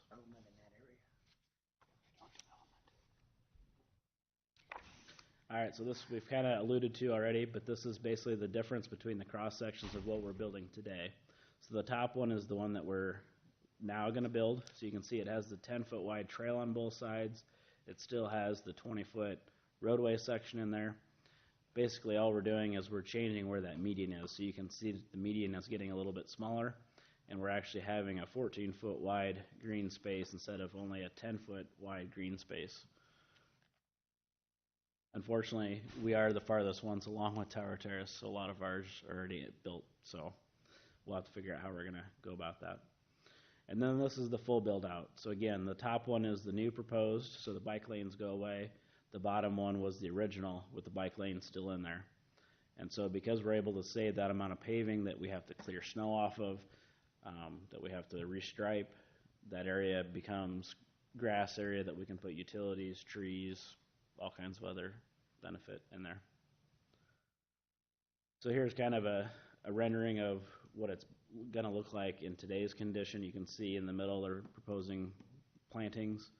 We do have to be careful about putting in a salt strip so that we're not killing those species during the winter operations and having areas to put our snow. Here is the graph showing all the proposed roundabouts or existing roundabouts. So all the stars are the ones that are proposed. And then obviously we have a couple that are already built in our section. And then this is the funding. So as of today, per their estimate, there's still $94 million worth of Tower Terrace to build. Marion itself has $34,259 and $587 left. And this is not a prioritization, this is just going left to right, and showing the different components. You can see a lot of Marion is not highlighted. Now, we've already built this section here, we've already built this section here. So you can see all those areas that are not filled in, because even though we've made so much progress, you can see we still have the most to build yet, because that bridge is $12,000. $12 million, yeah. I'll take two Yeah. numbers. If you're going to revise it that far, Mike, I've got a CIP I need you to look at. And then this is actually the rating of what order should these be built in. So now you can see the numbers change a little bit. Number 1, 2, and 3, the reason why we're building that section is we actually have CMPO money. That's a joint project with the city of Marion and Cedar Rapids. 4 is the interchange with 380. Because we got that in the 5-year CIP plan with the DOT, they're going to build that divergent diamond, which we'll talk about here in a minute. And then both sections of the road next to it to connect that in. Then you can see number 5 is that portion in Robbins, just because that's the hardest part to build in this entire section, building 2 bridges. And then they're showing number 6 is our bridge. And currently in the fiscally constrained plan, we do have money allocated between 2020 and 2024 for that we can apply for and get CMPO funds for. Number 7 is then going back here and building a portion of that, which I believe is already existing, and it's just a matter of widening it. And then 8 and 9 is coming back into Marion, and that will likely be development driven. And then we're switching back to 10 and 11 and 12 and 13, filling in those gaps. This is kind of their plan based on how they see it developing. It doesn't mean it's necessarily going to happen in this order, but this is the plan of how they see it moving forward. Here's our divergent diamond interchange. So for those of you who have not been familiar with it, let's say that you are a car right here and you're headed westbound. You will actually drive, there'd be a signal right here. You will actually become on the left side of the road. You'll drive across on the left side of the road, across the bridge. You'll have another traffic signal here, and then you'll get back on the right side and then continue westbound. So we actually flip traffic so that you're driving on the wrong side of the road over the bridge. And That's good. Let's go. Yeah, exactly. No more problems. No more and this problems. is proposed by DOT? This is proposed by the DOT. I believe they built 2 in Des Moines, or at least they have 1 that they've built and 1 under construction. What it does is when you can turn right on red, because you don't have those conflict points.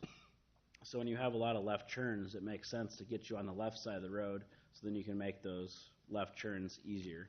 So when you're on this side of the road, it's easier for you to get on that on-ramp and go, because you're already on that side of the road. So you're not having to wait and cross traffic to get over there. So when you hear DDIs, this is what it is, divergent diamond interchange. And so those of you that are on the MPO policy board, which the mayor and Renee are, we've received I've counted about 80 emails now of the trail user group are very concerned about this location and this location of not having an at-grade crossing. So actually zoom in, if it'll let me. We have proposed tunnel on-off ramps that have been approved by the Transportation Advisory Committee. And so we're already moving forward with that. It is something that the DOT might say, that's fine, we'll build it that way, but the jurisdictions are going to pay for that. And so that's still a debate that we have to have on that. But obviously with the trail users, they would like that, obviously. A lot of times for a DDI, what happens is the trail actually crosses here, and then you actually go in between the traffic lanes and then come back out, which causes even more confusion because you're going in between lanes of traffic that are going on the left sides of the road. So by going along the on and off ramps, going underneath them, and then building a separate pedestrian bridge, you're trying to avoid all those conflict points. So all those 80 emails that we're receiving, we're already looking at it. So These are very popular in Denver, Colorado. Okay, so my question was, trail users, they want the underpass. Yeah, what they did not want is originally, I think the DOT plan just had it coming here, crossing, building this bridge, having another crossing and having another crossing, so it's just an at-grade crossing. We're already proposing that we have, basically like we did 13, where we build a box culvert underneath it, so that they would not have those crossings. Does that add a lot to the cost? It adds, it was $500,000 to $1 million to the project. For both, on both sides? Total. Total. Yeah. But when you're talking about a $20 million intersection. Yeah. And much safer. I mean, Yep. just makes sense. Okay, are there any questions? Or are you finished, or you have more to That's present? all I have. I just wanted to make sure, real high level, that you guys had seen the document. Basically, what's going to happen is they're taking comments right now from those of us that are on the board. And then eventually the MPO will adopt it. They do have a meeting that they'll set up for the public to come and give their feedback on it as well. And I'm sure that'll be a big topic of conversation, is what are we doing with the DDI. And then eventually they will adopt it as the MPO, and then they will ask City Council and all the councils to adopt this plan moving forward. So I just wanted to make sure I didn't give it to you and say, here you go, adopt it, make sure you guys had input now. So. Thank you. Okay. Ms. Catalo. Yeah, thank you for arranging the pre-meeting that we're going to have, because I was really confused about all those 80 emails. I mean, you could tell it was kind of a form letter that Yep. people were pushing out. But then when we got this packet and I could look it up, I'm still confused, but I'm glad you guys are addressing it. We'll talk about it once you get some good recommendations, because that, I mean, who's biking along the interstate anyway? The trail. I mean, I get it, but my goodness, Yeah, there's so many we did- other great The trails. trail and is we going to gotta- go. Kesha did find out where the email's originating from, and told them, you know, we hope that the all the push that you guys have to build this, that you keep that momentum, because if we build this and none of the other trail is built, it doesn't do you any good. Right. So keep that momentum if you're gonna push for it. So. Mr. Jensen. Yeah, one question, Mike, and looking at the funding section back here, page 56. Anyway, do I read that correctly? It's kind of talking about that the possible completion of Tower Terrace based upon that schedule is, and this is under the 50% swap fund participation, which is the optimistic, that would be 2041. Yeah, I mean, there's a lot of components. And then the other to one it. is 2048. Like because there's $94 million worth to build. I understand. So it takes a while to build that amount. I want to make sure so when people ask me when Tower Terrace is going to get complete, I'm If going they to have can to write say us a probably check, not we in my lifetime. Yeah, if they can write us a check, we can build it faster. 30 years. You'll still All right, But a lot of communities were very jealous that we are getting so far with Tower Terrace compared to what they have. Oh, I could see that in the packet. I mean, they made a number of A lot of the pictures and references. exhibits and- were. Yeah, Marion should have got a lot of good publicity out of all of that. Other questions or comments for Mike? I have one quick one. What is Robbins, what, have they been preparing for this or not? Correct me if I'm wrong, did you say Robbins could be coming forward with needs?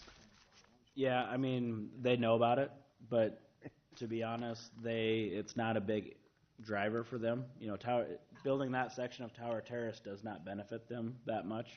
You know, if you get drive-through traffic, that's great, but that doesn't help them. They can't really connect to it. You're building two bridges, it's in swampland, so that section really doesn't help them much. You know, our section that we're building over Indian Creek Road, that's connecting, and it's vital for our police and fire to have that connection in there. For Robbins, you know, it's their edge of town, it doesn't help them as much. So they know it's coming, and that's why they purposely asked, let's move it down here so Cedar Rapids can help pay for half of it. But when you look at the total picture, it's more expensive by doing it that way. So there's been no proactive measures towards that for the last number of years? Well, no? you got to remember, they're a smaller community. Their bonding capacity is smaller. So again, they got to find a way to try and finance that. Even their 20% match of the MPO funds, that's When was that scheduled to be slated? Off the top of your head, was that? It was, I'm gonna guess 5 or 10 years from now, but I'm sure they had the date in there, but. So a different council. Thank you. Other questions? Okay. Was that all for the agenda? Okay, so I think you all know what I'm going to talk about. I think if we had adopted Robert's rules, I'm glad we have it because I'd be using this thing 1,000 times a meeting. But we do have to remember that even the work session is a formal meeting, and there are reasons why we need to maintain the formality. And this is, I'm at fault. We're all at fault, and you're going to see me start to insist more on the formality because I think it's important. For one thing, when we have people get into a conversation with each other, and then somebody jumps in, and then the whole purpose of recording the meeting for people who are listening then goes away. The people need to be able to understand who's talking and what they're saying, for us and for the people at home listening to the meetings. The way that it should operate, and of course, there's always exceptions. There's always, times where where it's okay, and we don't strictly enforce it. But in general, there should be one person who has the floor at one time. One person has the floor. That means they get to say everything they want to say. And then, when they're finished, another person has the floor. And so to speak, you should be recognized by the chair. Whoever is sitting in this chair here, that's their purpose, is to run the meeting. And the purpose is that all conversation, all debate, everything goes through the chair. Because the chair then makes sure everyone has a fair chance to speak, that everyone has gotten a chance to speak before somebody else gets another chance. That protects against someone monopolizing the discussion. There are reasons there are good reasons for maintaining the formality. So, what I would like us to at least try as much as we can. And like I said, it's not always going to, and I'm going to fail at it too, because sometimes it's just there's an impulse to say something, and it's okay because we're not strictly by Robert's rules. But for the sake of the efficiency of the meetings, the making sure that the meeting functions properly, and maintaining the formal nature of these meetings, because these are important. This isn't a casual time or whatever. It should be formal, and I appreciate that. We have a council that is engaged, that's asking a lot of questions, that they have a lot of questions. We want to learn. We want to engage with the staff so that we can have our questions answered. But if you want to have a back and forth conversation about something to really understand, maybe that there's a time outside the meetings to do that. But or if you have a lot of questions, but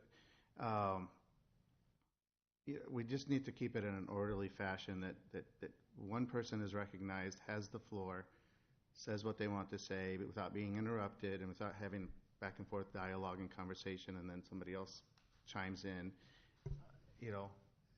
and then when they're finished, somebody else gets to say what they want to say, and that happens by being recognized and given the floor to speak, and that way everyone gets to say what they want to say. Try to say everything, try not to repeat something the next time you say it. If you have something new to add, then you get another chance to speak. So that's generally how, if you were doing it by Robert's rules, that's generally how it should operate. But I'd like to try to stick to some of that. And I'll repeat this for the people that left. I'll repeat this at the Thursday meeting. But the other thing is, you notice at the meetings, just a point of information, when someone makes a motion, I always repeat the motion. You probably think that's just so stupid and silly. But it's really how it should be done. When someone makes a motion, the chair says it has been moved and seconded, because it's important to know that, because if it hasn't been seconded, it doesn't go anywhere. Nothing gets discussed unless it's put on the floor. If it's put on the floor for discussion, it's because it's been moved and seconded. And so the chair repeats that to make sure that everybody knows it's been moved and seconded, as well as restates the motion to make sure that it's clear, that everyone understands what the motion is and what it is we're voting on. So that's an important part of the process. You probably wonder why I always repeat the motion. it is part of the process of running an efficient meeting. So that no one has a question like, oh, I thought we were voting on this, or I thought this was the motion. I mean, I know it's written in front of us, but it really, it's part of the process to repeat that. And then same things apply for the formal council meeting. They're both formal. This is a work session, but it still should follow a formal format. So appreciate everybody letting me say what was on my mind about that, and everyone's cooperation. Like I said, I think it's just indicative of the fact that we're even talking about it. It's indicative of the fact we have engaged council members who really want to engage in the discussion and to learn and to have questions, and it's wonderful. We're really lucky that we have that because it hasn't always been the case. In the past, it's just may not have been any discussion at all at some of the meetings. It's just, so this is a great thing, but we just need to do it in a way that it doesn't unnecessarily lengthen the meetings, and that the meetings maintain their order and efficiency. So, thank you. Okay, anything to add about that? Anybody? All right, thank you. The meeting's adjourned.